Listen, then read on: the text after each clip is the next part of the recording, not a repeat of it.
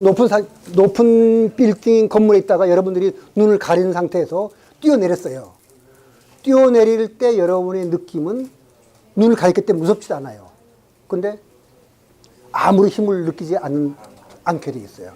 그게 무중력 상태에 있다는 것만 안다면 지금까지 강한 내용은 여러분이 다 이해한 거거든요. 근데 사실 그걸 깨닫는 게 그렇게 어려웠던 거예요.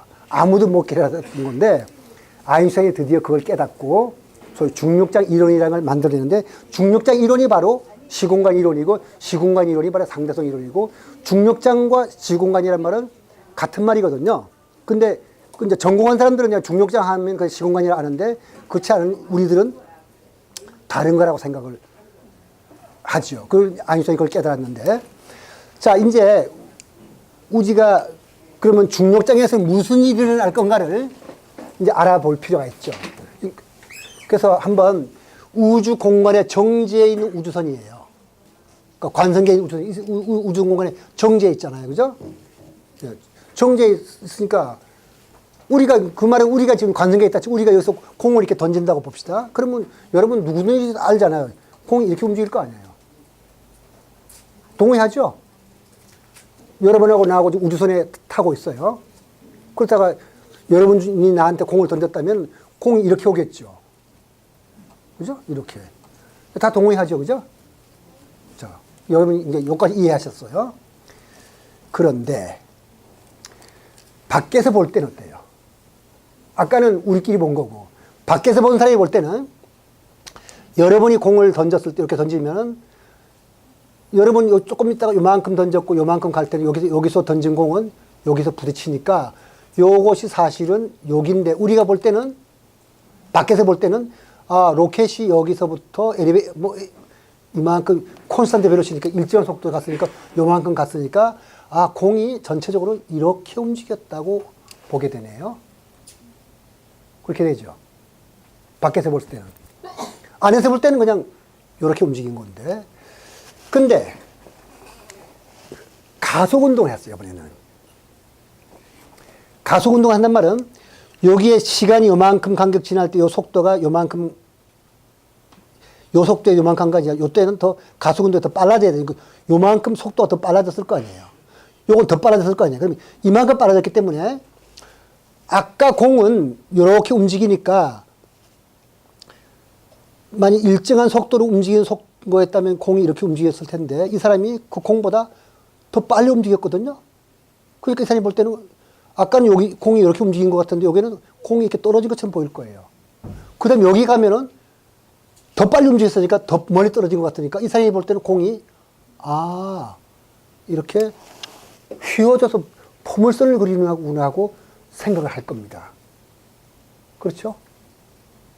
그냥 있었을 때 이렇게 움직였던 것이. 근데 이번에 이제 여러분이 이것이 이해가 잘 안 되면, 우주선 밖에서 공을 던졌다고 봅시다. 그럼 봅시다. 이건 밖에서요. 공을 던졌어요. 근데 우주선 밖의 관점에서 볼 때는 공이 어때요?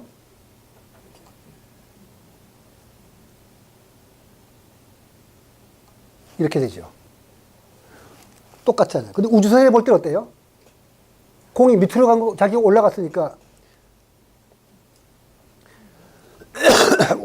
자기 올라갔으니까 우주선 안에서 볼 때는 어때요? 공이 이렇게 내려간 것처럼 보이겠죠. 일정한 속도였다면. 그러면 이번엔 가속 운동을 했을 때는, 아까 일정한 속도로 움직였을 때는 이렇게 됐던 건데, 일정한 속도로 움직였을 때는 속도 움직이니까 공이 이렇게 직선 운동을 한 것이 밑으로 내려간 것이 보이는데, 가속 운동하게 되면 이거보다 로켓이 더 높이 갔죠. 이렇게, 그죠? 높이 가니까 이 사람이 볼 때는 어떻게 되나요? 원래 이렇게 직선처럼 보여될 것이 로켓이 갈수록 빨라지니까 공은 점점 더 빨리 떨어진 것 같으니까 이 로켓에 탄 사람이 볼 때는 원래 우주선 밖에서 던진 공은 직선 운동을 했는데 자기가 일정한 속도로 갈 때는 이렇게 움직이는 것처럼 보이던 것이 지금은 이렇게 휘어지는 것처럼 보일 거라고요. 이렇게 이해를 여러분이 했겠죠? 그러면 소위 가속될 때와 중력될, 이 가속될 때하고 중력이 작용할 때는 같은 거라면서요. 아까 우리 관성질에 그랬잖아요. 그러니까 가속 운동할 때 이게 직선으로 가는 공이 가속 운동하는 사람이 볼 때 휘어지는 거라면 당연히 중력장애 있는 사람도 휘어지는 걸로 보여야 될 거잖아요. 그죠? 그래서 이 일반 상대선 이런 기초 원리는 중력이 작용할 때 자유낙하는 상황에서 물리법칙은 우주 공간에서 아무런 중력을 받지 않는 물리법칙 같다. 그 다음에 가속되는 우주선 내부와 중력이 작용하는 상황은 구분할 수 없다. 자유낙하는 상황과 우주 공간에서 아무런 중력도 받지 않는 상황은 구분할 수 없다. 이런 것이 등가 원리를 이제 정리한 거죠. 그러면 뭘 말할 수 있냐? 아까 분명히 공을 던졌을 때 우주선 밖에서 볼 때 직선 운동하던 것이 가속 운동하는 로켓에 볼 때는 이렇게 포물선 운동을 그리는 것처럼 보였다면 빛은 어떨까? 당연히 빛도 이렇게 돼요. 운동하지 않을 때는 이렇게 직선을 가던 놈이 일정한 속도 움직이게 되면 이렇게 내려가는 것처럼 보이고 더 빨리 가면은 휘어지는 게 점점 더 빨라질 테니까 이렇게 휘어지겠죠, 빛이. 가속 운동한 사람이. 그런데 여기서 얻은 결론이 뭐죠? 가속 운동할 때나 중력장은 같다고 우리가 했으니까 이 사람이 자기는 국소적으로 볼 때 중력장애 있는 건지 가속 운동하는지 모를 거잖아요. 그러면 당연히 중력장애 있는 사람이 볼 때 빛이 휘어지겠죠. 그래서 아인슈타인은 그런 결론 내렸어요. 중력은 빛도 잡아당긴다. 그러니까 가속 운동하고 중력 작용할 때는 같은 거니까 따라서 지구에서 빛을 수평으로 비추면 빛이 지구 쪽으로 휘어져야 될 것이다. 근데 그것은 너무 빛이 빠르기 때문에 휘어지기 잘 안 보여요. 태양처럼 더 무거운 별이라면 빛이 많이 휘을 것이다.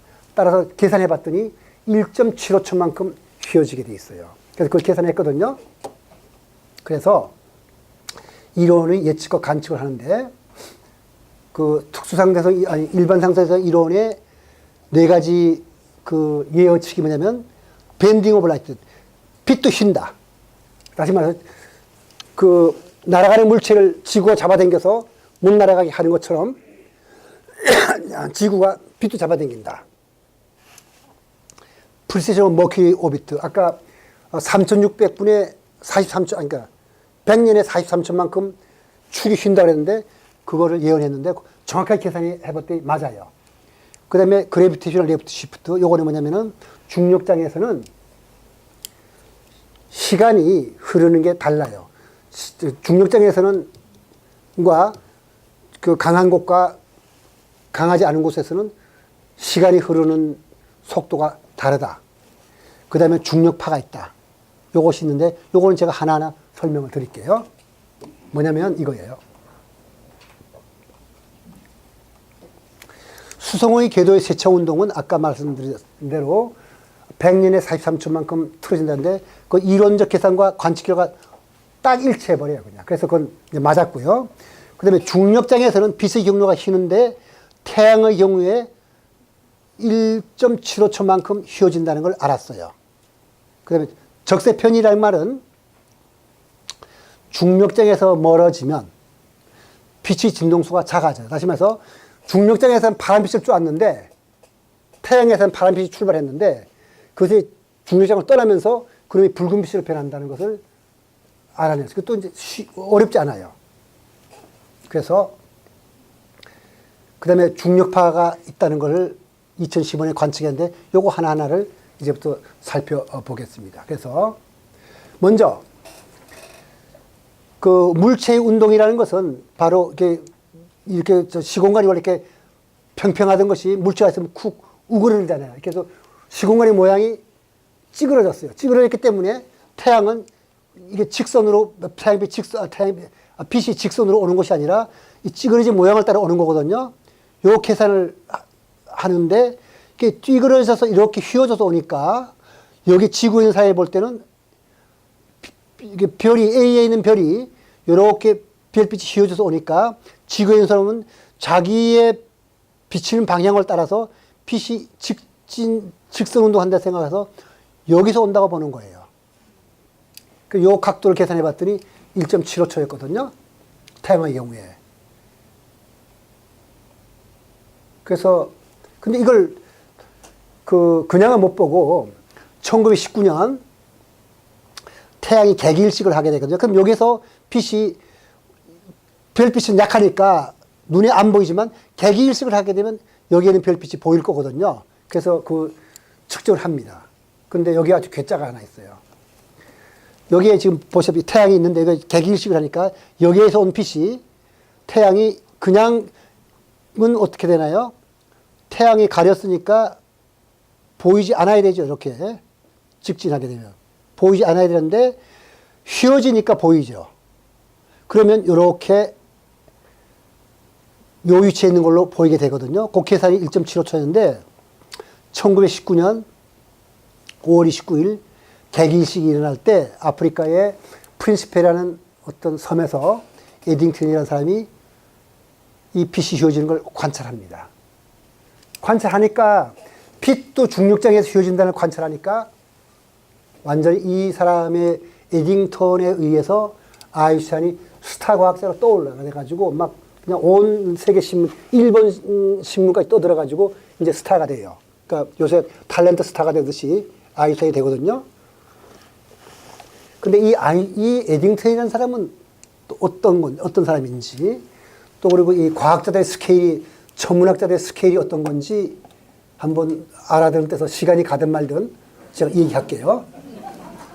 에딩턴은 우주만 봤어요. 이렇게 하늘에서 보니까 그냥 별끼리 부딪히고 그냥 은하가 부딪히는 이런 걸 봤거든요. 그 지구에서 뭐 총알이 날아간다든지 폭탄 터지는 것은 자기가 본 거에 의하면은 반딧불보다 작거든요.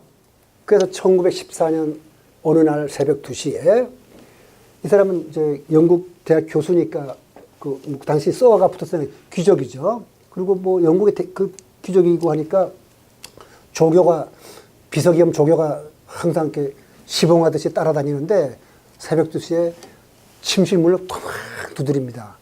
선생님 큰일 났습니다. 뭐야? 그러니까 자다가 무슨 일이야? 했거든요. 그랬더니 조교가 하는 말이 선생님 세계 제1대전이 벌어졌습니다. 영국이 독일에서 선전포고를 했습니다. 그랬거든요. 그래서 에디터이 뭐라 그랬게요? 난 또 무슨 큰일이라고 겨우 지구에서 일어난 일 가지고. 그 정도 스케일이 천문학자들이에요. 그러니까 천문학자들은 지금도 그렇게 인심이 좋대요. 왜냐하면 높은 산에서 이렇게 하고 친구 없다 보니까 예를 들어서 뭐 영국에는 천문학자가 한국을 온다든지 한국에는 천문학자가 저 칠레 방문하게 되면 뭐 대환영이고 이렇게 스케일 크게 환대한다는데 아마 이런 사람의 대표로서 에딩턴을 꼽을 수 있을 것 같습니다. 그러다 보니까 천문학에 대변형이 일어나죠. 예를 들어서 여기에 있는 별이 있는데 이 별은 그냥 안 보여요. 못 볼 거잖아요. 근데 휘어져 들어오니까 이쪽으로 휘어져 들어오는 별은 이 사이에 볼 때 여기에 있는 걸로 보일 거고 이쪽으로 휘어져 들어오는 별은 여기에 있는 볼 거죠. 근데 이건 지금 평면이니까 두 개만 보였지만 아래 위로도 그런 게 생길 거 아니에요. 그죠? 그래서 이것이 바로 유명한 아인슈타인 십자가라는 별입니다. 그러니까 원래는 안 보이는 별인데 요건 이렇게 옆으로 들어온 별이고 요건 옆으로 휘어져 들어온 별이고 요것은 위로 휘어져 들어온 빛이고 아래로 휘어져 들어온 빛에서 아인슈타인 십자가. 이걸 보면은 별이 있다고 생각하고 만약 아인슈타인의 상대성 이론이 없었다면 물리학자들은 천문학자들은 별이 5개 있었다고 생각할 거예요. 근데 그게 아니죠. 별은 1개밖에 없죠. 그리고 이 4개는 어디서 있어요? 요 뒤에 있는 별이 4개로 나타나는 거죠. 근데 이것이 꼭 4개로 나타나는 법이 있나요? 상황에 따라서 이쪽에도 별이 나타날 수 있고 이쪽에도 별이 나타날 수 있는 거죠. 8개가 될 수도 있고 16개 될 수 있고 32개가 될 수도 있고 또는 1개가 될 수도 있고. 그래서 여기에 그런 것들을 보이는데 이게 유명한 그 나사에서 발표한 별인데 우주의 웃는 얼굴이에요. 뭐냐면 이번에는 원형을 따라서 그 뒤에 있는 별이 올 때 이렇게 온 놈, 이렇게 온 놈, 옆으로 온 놈 다 있으니까 원형을 통해서 모조리 다 별이 있는 것처럼 보일 거잖아요. 그죠? 별이 그러니까 무한히 많은 것처럼 보이는 거죠. 원형을 따라 있다는 말은. 근데 그거는 사실 별이 없어요. 요 뒤에 감춰져 있는 별 하나가 있을 뿐이지. 그 이해하셨죠? 네. 그 다음에 수성궤도 세차 운동은 아까 말씀드린 대로 상대성 이론에 의해서 계산해 보니까 딱 43초가 나와요, 그냥. 그래서 이건 설명드릴 거 없고요. 이제 중력 적색 편의. 그건 뭐냐면은 마치 시공간이 잡아당겨 이렇게 찌그러지니까 여기서 잡아당겨서 이렇게 주름 잡혔잖아요. 그러니까 빛도 파란빛이 나왔는데 파란빛은 바닥이 짧은 거거든요. 그놈이 말을 바꾸면 진동수가 큰 거예요. 그놈이 중력자에서 멀어짐에 따라서 점점 그 파란색에서 남색으로 됐다가 노란빛, 붉은빛으로 해서 파장이 길어져요. 이게 중력적색편이라는 것은 아주 그 상대성 이론 공부했을 때는 쉽게 유도가 되는 그런 현상입니다. 이걸 상대성 이론으로 예측을 할 수 있어요. 그래서 여기 이제 보다시피 블랙홀이 있어요. 블랙홀의 지금 반경이 태양 같으려면 한 3km밖에 안 될 텐데 여기 이벤트 호라이즌이라는 곳에서 엑스레이가 나왔다 치면 여기서는 엑스레이를 보냈지만 거기서 100km 떨어진 곳으로 가면은 이놈이 자외선처럼 보이고 10,000km 떨어진 곳에 가면은 가시광선으로 보여요. 그 다음에 만약 여기서 가시광선이 출발했다면 100km 떨어진 곳에서는 적외선으로 바뀌고 10,000km 떨어진 곳은 라디오파처럼 바뀌어서 이렇게 출발할 때와 관찰자의 중력장의 세계에 따라서 달라진다는 걸 그 중력의 이론으로 쉽게 예측할 수 있어요. 근데 이게 여러분 생각에는 나 사는데 무슨 상관이 있냐 생각하겠지만 바로 여러분들 지금 이 현상에 의해서 여러분들이 도움받고 살고 있어요. 어떤 거냐면 조금 이따가 이야기라고 그게 빛의 전자파의 파장이 그 중력에 따라 달라진다는 말은 여기에서 흐르는 시간과 여기에서 흐른다는 시간이 다르다는 뜻이에요. 다시 말해서 여기에서는 마치 중력이 공간을 잡아 당긴 것처럼 굉장히 공간이 촘촘해지는 거죠. 그러니까 파장이 짧아지니까 촘촘해진 거고 멀어질수록 늘어난 거지만 시간은 반대로 여기서는 천천히 흐르고 여기서는 빨리 흘러요. 멀어질수록. 여기서는 1초 된 것이 블랙홀 근처에서 1초밖에 안 된 것이 멀리 밖에서는 무한의 긴 시간이 되든지 이런 것이 일어나게 돼요. 근데 그것이 요 중력의 세기를 얼마만큼 측정할 수 있냐면 메스바이 이펙트라는 여러분 몰라도 돼요. 메스바이 이펙트라는 어떤 굉장히 정밀한 측정 방법이 있는데 벌써 1960년대에 우리나라 3층 건물 정도라면 1층과 3층에서 시간이 흐르는 것을 차이를 측정할 정도로 정밀하게 측정하는 도구가 있습니다. 그래서 이제 여러분들이 어떤 도움 받는지 한번 볼까요? 여러분들은 지금 항상 위에 있는 통신위성에 의해서 이렇게 돌아다니는 위성에 의해서 수시각각으로 여러분 GPS에 대해서 신호를 보내줘요. 여러분 자동차 볼 때도 있고, 그 다음에 휴대폰도 갖고 있잖아요. 그죠? 그런데 위성의 높이가 2만 킬로쯤 되면은 2만 킬로쯤 높아지면은 시간이 빨리 흘러요. 아까 말했잖아요. 거기는 중력에서 멀어지면 빨리 흐른다고. 대개 0.00, 그러니까 요걸 우리가 그 100분의 38초라고 그러는데, 38 마이크로 초만큼 시간이 빨리 흘러요. 이게 38 마이크로 초라는 건 굉장히 작은 것 같지만, 거리로 따지면은, 여기서 왔다 갔다 신호 주고받는 걸 치면은 하루 시간 차이에서 비수속도를 곱하면은 11.4km만큼 차이가 나니까 엄청난 오차가 되죠. 근데 그거를 다 보정해줘야 돼요. 그래서 여러분들이 그 GPS를 가지고 목적지를 찾아가는 것은 GPS로 보정하지 않으면 굉장히 혼란을 일으킬 거죠. 예를 들면 여기서 하루에 11.4km만큼 차이 난다면 서울에서 부산까지 갈 때 한 6시간 걸리니까 4분의 1이면 얼마쯤 되나요? 요 12km 치면 3km만큼 차이가 나요.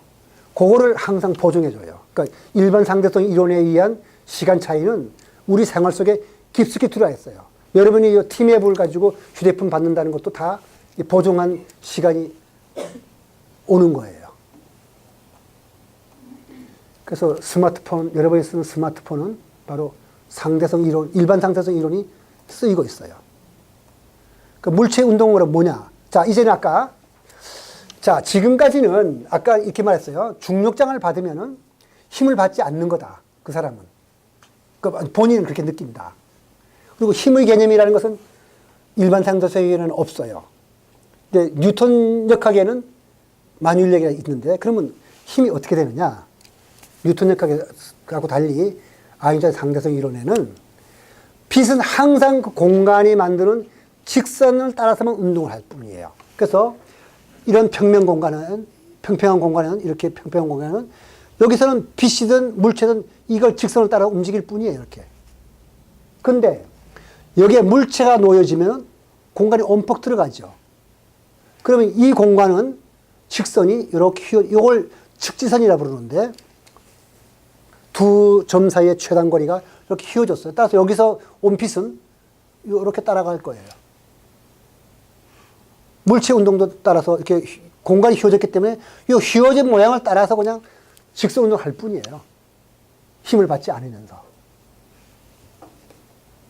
그래서 물체 운동이란 것은 중력장의 모양에 따라 측지선, 여기 측지선이 평면에서 말하는 직선이거든요. 운동을 해요. 평평한 공간이라면 직선 운동할 텐데 국소적으로 보면 본인은 항상 관성계에 있다고 보는 거예요. 중력자에 있는 사람은. 왜냐하면 힘을 안 받으니까 국소적으로 볼 때는. 그게 일반 상대성 이론이 말하는 다예요. 물체의 모양, 그러니까 공간의 모양에 따라 그냥 직선 운동을 할 뿐이에요. 근데 공간이 휘어졌기 때문에 직선도 휘어져서 이게 휘어서 간다. 그거예요. 그러면 여기에 보면 빛이든 라이트 레이저, 물체든지 간에 어떤 공간이 휘어졌기 때문에 그것 따라서 그냥 갈 뿐인 거예요. 이렇게. 근데 여기서는 왜 원운동하냐? 요거는 온표 파인 공간에 갇혀있기 때문에 거기서는 요것이 직선이에요. 여기 운동할 뿐이에요. 빛은 왜 원운동 안 하냐? 빛은 갇혀있지 않기 때문에. 근데 빛도 가둬둘 수 있죠. 블랙홀에 들면은. 그래서 이렇게 갇히면 지구 같은 것은 태양의 중력장 안에 갇혔어. 이렇게 들어간 거예요. 여기서 타원 운동 내지 원 운동 하는 거고, 여기서는 빛이 이렇게 구부러져 가거나 물체가 이렇게, 여기서는 직선으로 가던 것이 여기서는 이렇게 구부러져 가는 거니까 적어도 기하학적으로는 다 측지선을 따라 운동하는 거예요. 그러면 이렇게 그냥은 이렇게 지나가야 될 빛이 여기서는 공간이 휘어졌기 때문에 이렇게 구부러져 오는 거예요. 이게 물체 운동이고, 이렇게 운동하는 한 본인은 힘을 받는다고 생각지 않아요. 저도 국소적으로. 그러면 이제 여러 가지 운동이 있는데, 이건 복잡하니까 저 생각하고, 여기는 처음부터 에너지가 굉장히 큰 에너지를 가지고 온 놈은 해성 같은 것은 태양의 중력장 근처 오더라도 휘어지긴 하되 이렇게 쓱 지나가서 먼 데까지 가요. 그 다음에 포물선 운동하는 놈은 그 다음에 여기 깊숙이 갇힌 놈은 원 운동을 하게 되고, 조금 덜 갇힌 놈은 타원 운동을 해서 자기가 갇힌 공간에 따라서 운동을 할 뿐이에요. 이것이 본인들은 다 자유낙하한다고 생각을 하고 있어요. 뭐 잡아당긴다 생각하지 않고 공간이 이렇게 휘어졌기 때문에 그렇게 운동한다고 보는 거예요. 그래서 예를 들어서 여기에 마스하고 그 화성과 지구는 태양의 중력장에 의해서 깊숙이 묶여서 온표파인 공간에 갇혔기 때문에 바깥으로 못 빠져나가요. 그래서 여기서 타원 운동을 할 뿐이고, 근데 이것이 지구가 볼 때는 직선이에요. 화성이 볼 때는 이거 직선이고, 그 다음에 해성이 볼 때는 이것이 직선이에요. 그러니까 뭐 정확하게 말하면 직선이라는 말보다 측지선, 지오데식 라인이에요. 근데 이제 블랙홀이 되면 어떻게 되냐? 이렇게 푹 꺼지죠? 여기가 되면은 빛도 한번 들어가 보면 그 태양의 지구 갇히듯이 못 나게 되는데, 이 블랙홀과 정보와 엔트로피 이런 얘기는 우리가 2월 달에 한다고 제가 말씀드렸으니까 그때로 미루고요. 이제 예측했던 그 네 번째 중력파를 얘기했죠. 중력파는 뭐냐면 중력의 어떤 큰 변화가 오면 그게 파동으로 전달되는. 왜냐하면 여기서 블랙홀이, 이게 원래는 이런 물체 없었으면 이렇게 평평하게 늘어졌을 공간이 여기에 저기 중력, 무거운 물체 때문에 이렇게 시공간이 휘어졌잖아요. 그래서 둘이 꽝 충돌했어요. 그러면 이 중력에 어떤 어떤 충격이 가해져가지고 이런 파동이 생겨요. 그리고 이 파동이 멀리 물결파처럼 퍼져나간다는 거거든요. 그게 중력파 이론이거든요.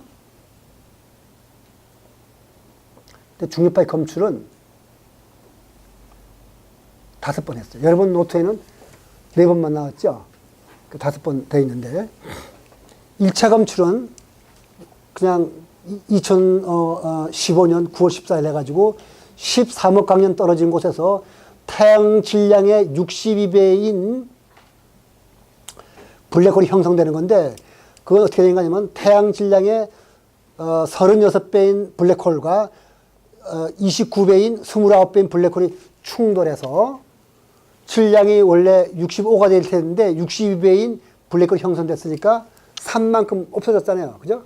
태양제가 3배만큼. 그 3배만큼의 에너지는 중력파 형태로 질량이 전환되면서 중력파 발생하는데, 여기에 쓰지는 않는데 아주 기가 막힌 스토리가 있어요. 그건 뭐냐면은, 이거 이제 조금 있다가 라이고라는 걸 제가 설명을 드릴 텐데, 원래 중력파 검출은 100년 동안 노력했는데도 검출 못했어요. 왜 검출 못했는지는 이제 조금 이따 이 얘기가 되는데, 너무 그 변화가 작기 때문에 못했는데, 그걸 하려고 이제 라이고라는 어떤 그 실험 장치 세워가지고, 여러분 인터스텔라라는 영화가 있어요. 알죠? 그죠? 그 영화를 그 감독한테 조언해준 물리학자가 킵손인데, 그 킵손이 이제 그걸 다 설계해서 이제 만들었는데, 이제 학자들이 했어요. 하다가 중력파 안 나오거든요. 그래서 이제 오늘 그만하고 이제 갈까? 그랬어요. 갈까 했는데, 그래도 오늘 조금만 더 하지.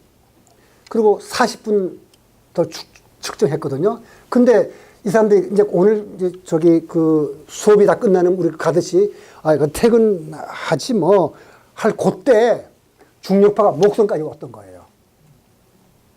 그때 갔으면 중력파 검출 못 해요. 근데 뭐, 기왕 이거 기구 지금 처음 테스트하는 건데 좀만 더 해보자고 했더니 딱 걸린 거예요. 이게 세상에 이런 우연도 있을 수 없어요. 그때 만약 못했더라면 아마 2차, 3차 검출도 이 세상에 이렇게 우연이 많아요. 검출을 못했을 텐데, 이것도 검출했으니까 그다음부터는 검출해보자고 이제 2차, 3차 하는 거거든요. 2차는 어떻게 하냐면은, 같은 해, 석 달 뒤에, 그 하도 흥분 상태니까 몇 시, 몇 분, 몇 초까지 나오는데, 14억 광년 떨어진 곳에서 태양 질량의 21배짜리가 블랙홀이 생겼는데, 그때는 태양 질량의 14배짜리와 8개짜리니까 원래 태양 질량 22개배짜리 블랙홀이 형성돼야 될 텐데 21개짜리 블랙홀이 형성되고 태양 질량 1개에 해당하는 것이 에너지가 나왔어요. 그게 검출된 거예요. 그래서 3차 검출은 한참 있다가 2017년 1월 14일 날 35억 광년 떨어진 곳에 태양 질량의 49배 되는 블랙홀이 형성된 걸 했고, 4차 검출은 2017년 8월 14일 했어요. 요 4개 다 블랙홀 2개가 충돌하는 것에 나오는 중력파를 검출했는데, 이 중력파 검출이라는 게 얼마나 극적인가는 조금 이따 설명드릴게요. 했거든요. 그래가지고 5차 검출은 뭐냐면, 이거는 중성자별, 요건 특별한 거예요. 중성자별 2개가 충돌할 때 나오는 그 중력파를 검출했는데, 이게 어떻게 된 거냐면은, 원래 이런 별 2개가, 이게 블랙홀일 수도 있고 중성자별 별일 수도 있는데, 이렇게 둘이 가까워져 가지고 이렇게 잡아당기니까 이렇게 충돌하게 되면 이렇게 만나잖아요. 그때 블랙홀이 나오는 거예요. 그래서 여기 2개가 만나게 되면 이렇게 시공간에 영향을 줘서, 시공간에 영향을 줘가지고 이것이 쭉 바깥으로 퍼져나가는 거거든요. 요 동그란 것이 중력파가 퍼져나가는 모양이에요. 이렇게. 전체를 볼 때 이렇게 바깥으로 퍼져나가게 보이는 거 되죠. 그러니까 중력파를 검출하는 개의 대표적인 예는 백색외성, 중성자별, 블랙홀인데 지금 그 측정한 것은 5차 검출된 중성자별, 1차부터 4차까지 블랙홀인데 이 블랙홀 두 개가 충돌하는 것부터 검출을 했거든요. 근데 이게 얼마만큼 기가 막힌 거냐면은 정밀도가요, 10에 21 마이너스 21승이에요. 지난번에 제가 그 양자역학을 제가 자랑하면서 유효 숫자 10개까지 측정하는 거를 설명하면서 양자역학이 이렇게 정밀하다고 하는데 중력파의 검출은 그거보다 몇 배? 100억 배 더 정밀한 거예요. 근데 뭐냐면 지난번에 이런 말 했죠. 또 그 다음에 한 가지 그 제가 이런 걸 말씀드린 걸 기억날 거예요. 그 부산서 서울까지 거리가 대개 450m인데 그 측정해 가서 오차가 1mm라면 정밀한 건가요? 정밀하지 않은 건가요? 대단히 정밀하죠. 근데 사실은 우주의 폭발력이라는 거가 10의 마이너스 15승만큼 정밀해 가지고 태양과 지구 사이의 거리를 쟀을 때 0.1 머리카락 하나 두께만큼 오차밖에 차이 안 날 만큼 우주가 폭발할 때 잘 조율됐다는 말씀을 드렸을 거예요. 근데 중력파는 그게 아니고 중력파는 그 시공간에 충격을 주게 돼 신공의 변화가 오거든요. 이 거리가 1광년쯤 되는 길이가 있다면 그때 충격을 과해서 있기 때문에 이게 시공간이 늘어났기 때문에 약간 시공간이 이것이 늘어나는 거예요. 얼마만큼 늘어나면 태양과 지구 사이의 거리의 7만 배가 1광년인데 그 거리가 머리카 하나만큼 길어지는 거예요. 그걸 측정해낸 거예요. 그러니까 무슨 뜻이냐면은 빛이 도달할 때 여기서 이만큼 가만두면 여기까지 1광년인데 여기서 여기까지 길이가 빛이 가려면 1년 걸려요. 그게 태양과 지구 사이의 거리에 대가 7만 배. 이것을 충격을 가했으니까 길이가 이 시공간 자체가 고무줄 같으니까 조금 이렇게 늘어났을 거 아니에요. 얼마만큼 늘어났느냐? 0.1mm 늘어난 거예요. 요 길이에서부터 1광년짜리가 요만큼 0.1mm 늘어난 거를 측정하는 거니까 중력파 검출이 얼마나 어려운 거 알겠죠? 그걸 해낸 거예요. 그래서 그 사람들이 바로 노벨상 받았죠? 근데 이게 조금 더 재밌어서 제가 설명을 드리려면 이게 기가 막힌 아이디어인데 이렇게 됐어요. 그냥 두면은 이렇게 됩니다. 빛이 두 개 오는데 요 빛이 요게 그 빔 스플리트를 해가지고 반투명 거리를 그래가지고 항상 이 반투명 거울은 반은 투과하고 반은 여기서 반사를 하게 돼요. 이렇게 반사를 해서 이 갔다가 이렇게 돌아올 수 있거든요. 그럼 여기서 오는 빛과 여기서 오는 빛이 만나면 간섭 현상을 일으키는데 거리를 똑같이 만들어 놓으면 아무런 변화가 없겠죠. 거리가, 왜냐면 그때 간섭이란 거는 조금 그 빛의 경로 차이가 있을 때 생기는 거라 했으니까 이게 잘 정밀하게 조정해가지고 요 길이와 요 길이를 똑같이 맞춰 놓으면은 여기에 간섭이 나타나 보이지 않아요. 그때 간섭이라는 건 이렇게 말씀드리지 않았어요? 제가 파동 두 개가 겹치는데 여기서 나오는 빛과 여기서 나오는 빛이 이렇게 와서 이렇게 오고 여기서 온 빛이 이렇게 만났을 때 여기서 간섭이 일어난다. 왜냐하면 요만큼 경로의 차이가 있었잖아요.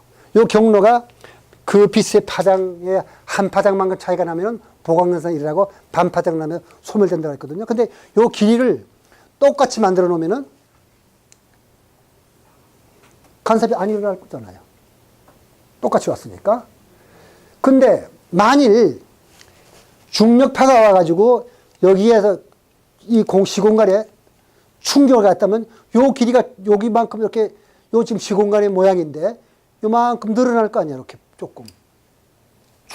충격파가 와서 충격을 줬으니까 요쪽 길이가 여기에 좀 이렇게 늘어났을 거예요. 그러면 이리로 갔던 빛과 갔다 오는 빛과 여기에 갔다 오는 빛이 좀 여기, 디텍터 여기 있으니까 이렇게 반사돼서 가는 빛과, 내가 말을 거꾸로 했었네요. 여기서는 반투명 거울이니까 이렇게 반사가 됐다가 이를 지나가는 빛과 여기에 투과했다가 여기 반사되는 것이 만나는데 여기서는 아무런 변화를 못 보는데 여기서는 변화가 보이죠. 그죠?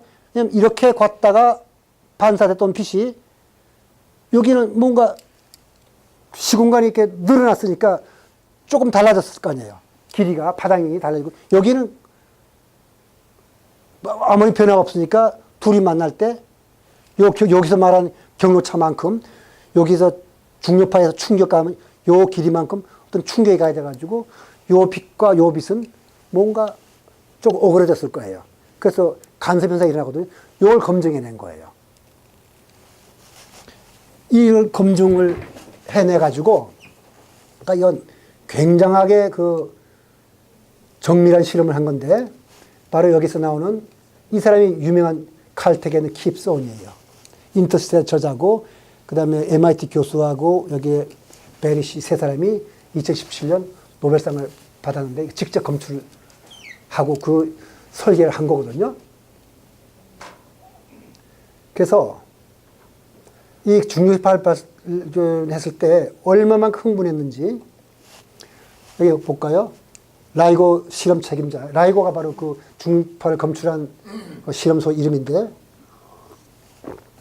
Ladies and gentlemen, we have detected the gravitational waves. We did it. 우리가 해냈습니다. 이게 중력파를 검출했습니다. 그리고 또 이 사람은 뭐냐 그러면 It's like how X-ray changed medicine. 그 엑스레이가 발견됨으로써 의학이 완전히 바뀌었거든요. 뼈가 부러진 것 같은 걸 다 이게 내장을 볼 수 있었으니까.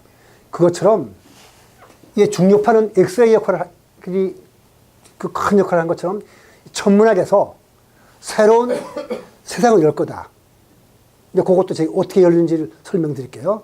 그 다음에 또 어떤 사람 말하기를 알버트 아인슈타인 was right again. 알버트 아인슈타인은 또 맞았어요.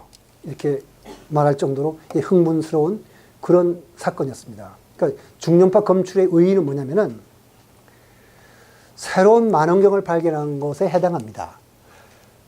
원래 빅뱅 우주론은 제가 3월 달에 강의를 할 텐데요.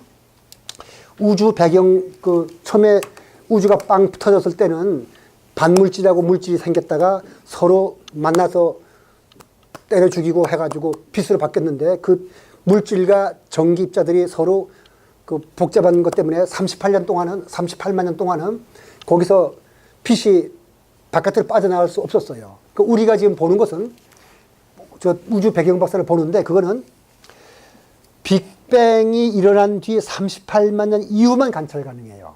빛으로는 그 이상 더 먼저 걸 관찰 못 하는데 중력파는 그런 데에 대한 제한이 없으니까 바로 빅뱅 직후에 무슨 일이 일어난지를 검출할 수 있으니까 완전히 그냥 그 엑스레이로 우리 내장을 보는 것 같은 그런 일이 일어난다는 뜻이고, 그 다음에 블랙홀을 직접 관측할 수 있어요. 우리 블랙홀은 모른다 그러면 관측 못 한다 그러는데 빛이 안 보이니까 중력파에 의하면 관측할 수가 있고, 그 다음에 중성자별 내부의 구성과 극한환경에서 물질, 그러니까 중성자별이 어떤 극한환경을 갖고 있는지는 제가 2월 달에 설명을 드리기로 하고요. 이런 거 등등 할 수 있고, 그럼 이들 하나하나가 매우 굵직한 연구 분야들이라 중력파를 이용하여 앞으로 큰 연구가 진행될 건데, 아마 여러분 살아있는 당대에 그 천문학에서 대단한 발견이라든가 어떤 역사적인 현상들을 소식을 듣게 될 겁니다. 근데 그런 걸 들으려면은 제 강의를 좀 들어놓는 게 도움이 되지 않겠어요, 그죠? 그 정밀 측정의 의미는 사실은 제가 말씀드리고 싶은 것은 그런 물리학적인 지식을 전하는 것보다 정말 제가 전하고 싶었던 것은 작은 것의 의미입니다. 법구경이 뭐냐면 부지런히 수행할 것을 강조하는데 이렇게 말했어요. 그것이 재앙이 없을 것이라 해서 조그만 악이라도 가벼이 여기지 말라. 한 방울 물은 비록 작아도 모이면 큰 바다를 이루나니 이 세상의 그 큰 죄악도 사실은 작은 악이 쌓여서 이루어진 것이다. 그것이 복이 되지 않을 것이라 해서 조그만 선이라도 가벼이 여기지 말라. 한 방울 물은 비록 작아도 모이면 큰 바다를 이루나니 이 세상의 그 큰 행복도 작은 선이 쌓여서 이런 것이다. 여기서 제가 말씀드리고 싶은 것은 바로 양자의 각도 일반 상대에서 이런 어디서 생겼냐면은 그 뉴턴 역학이 설명하지 못하던 작은 거, 그 수성 머큐리가 그러니까 수성을 머큐리라고 그러죠. 그 수성이 100년 동안의 그 궤도가 4분의 3초 축이 바뀐다는 거를 무시해버렸으면 일반 상상이 나오지 않아요. 그거를 놓치지 않고 설명하라는 그 자세에 의해서 일반 상상이 나왔거든요. 그건 바로 우리가 붓다 브레인이라는 책을 쓴 뇌과학자 미키 맨디우스와 릭 헨슨이 할 말이 있어요. 우리들의 현재 지금 하고 있는 한마디의 말, 내가 지금 하는 생각, 그 다음에 내가 마음먹은 거, 이것에 우리 뇌의 시냅스는 항상 바뀌어요. 그거 자체는 작은 것 같지만 빗방울 하나가 힘은 없지만 100만 년 동안 떨어지면 그랜드 캐니언을 만들듯이 그런 작은 말과 행동과 마음먹은 것은 우리 일평생 동안에 범부를 부처로 밟을 만큼 큰 위력을 가져온다. 그걸 사실은 지금 이 일반 상대성 이론이나 양자역학이 보여주고 있는 거죠. 그 다음에 라이고에서 측정했던 그 짧은 거리 1광년이라는 그 어마어마한 큰 거리에서 0.1mm 길이라는 것은 오차도 아니죠. 그냥 아무것도 아닌데 그걸 놓치지 않고 측정함으로써 앞으로 새로운 학문의 장이 열린다는 거, 이런 것이 사실은 중요하다는 것을 깨달아야 된다고 저는 생각합니다. 그래서 우리가 상대성 이론의 불교적 의미를 한번 찾아보면은 특수상대성 이론은 관측자 없는 시공간은 의미가 없다. 그래서 시간은 인간이 마음이 만든 환상인가? 그럼 공간은 어떤가? 이것은 제가 지난 시간에 말씀드렸죠. 그래서 줄리안 바부가가 그냥 말했죠. 타임 이즈 일루전이라고. 근데 일반 상대성 이론은 뭐죠? 물질과 시공간은 상호의존적이고 관찰자 없는 우주와 물질은 무슨 의미를 갖는가? 생명체 탄생 이전에도 우주는 존재했어요. 여기에 대해서는 이 상대성 이론을 통해서 답을 할 수는 없고, 불교적 의미는 이제 인지과학에 들어갔을 때 그 정보 시스템의 의미를 물리학적으로 인지과학적으로 우리가 분석해 봤을 때 우리가 답을 할 수 있을 거니까 그때 하기로 하고요. 중요한 건 이거죠. 물질과 시공간이 연기적 관계에 있고 관찰자의 관계가 있다면 어디서 어디까지가 물질이고 어디서 어디까지가 시공간인가? 그래서 나와 외부 환경이 연기적 관계라면 어디서 어디까지가 나인가? 이 말은 결국 이걸 말하는 거죠. 아까 말씀드린 대로 우리가 분별지는 굉장히 그 선불교에서 우습게 보지만은 그렇게 우습게 볼 게 아니라는 거가 여기서부터 깨달음의 세계라 치고 여기는 깨달음의 세계가 아니라 하더라도 비록 깨달음의 세계가 아닌 것은 이렇게 된다 하더라도 영에 이르지 못하지만 가까이까지는 왔다고 봐요. 그래서 우리한테 말해주는 것이 바로 나와 외부 환경이 연기적 관계고 물질과 시간이 연기적 관계고 더군다나 관찰자까지 넣어서 다 연기적 관계가 있다면 전체를 하나로 보는 것이 타당하지 않은가 하는 결론까지는 이룰 수 있죠. 그게 바로 우리가 어디서 보냐 양자 얽힘에서도 봤고 지금 저기 상대성 이론에서 봤어요. 근데 그럼 요거는 어떻게 하는 건가? 요거는 바로 분별지가 가끔 한계예요. 이걸 뛰어넘을 수 없어요. 이거는 체험과 깨달음을 통해서 여러분이 바로 우주와 내가 하나가 된 경지를 탁 이루어진 것은 여러분의 수행밖에 없어요. 그리고 그 수행은 결코 여기서 말씀드린 것처럼 작은 것을 무시해가지고 도달하지 못해요. 평소의 말과 행동과 마음먹은 것과 이런 것을 다 작은 걸 무시하지 않고 수행을 해서 꾸준히 했을 때 어느 날 그 작은 것이 쌓인 것이 임계점에 뒀을 때 탕 터질 때가 바로 깨달음이자 여러분이 아 이거구나 하고 깨달을 때라고 저는 믿고 이 강의를 마련했고 이걸 설명을 드리는 겁니다. 오늘 강의 여기서 말씀드리겠습니다.